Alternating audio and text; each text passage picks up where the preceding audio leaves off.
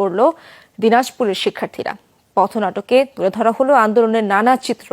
কর্মসূচিতে অংশ নেন শিক্ষকরাও।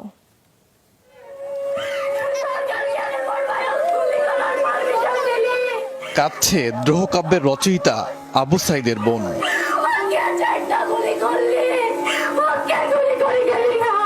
তবে এটি বাস্তবে নয়, পথনাটকের একটি দৃশ্য।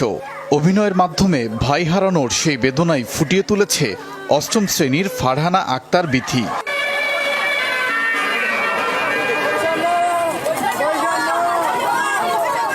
কোটার সাথে মেধার যে লড়াই, তার বাস্তব চিত্র তুলে ধরেছে শিক্ষার্থীরা। 10 মিনিট চলে পথনাটকটি।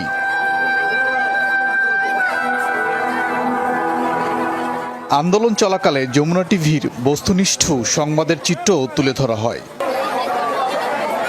পথনাটকের আগে অনুষ্ঠিত হয় র্যালি। তাতে অংশ নেয় দিনাজপুরের পার্বতীপুরের আমবাড়ি এলাকার বেসরকারি স্কুলের শিক্ষার্থীরা। আমরা জনগণকে দেখিয়ে দিব, সচেতন করব যে আর ভয় পাওয়ার কোনো দরকার নেই। আমরা এখন সবাই স্বাধীন, মুক্ত।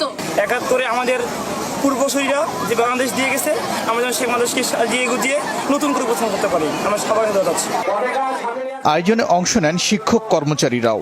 তারাও শুনিয়েছেন দেশ নিয়ে নানা ভাবনার কথা।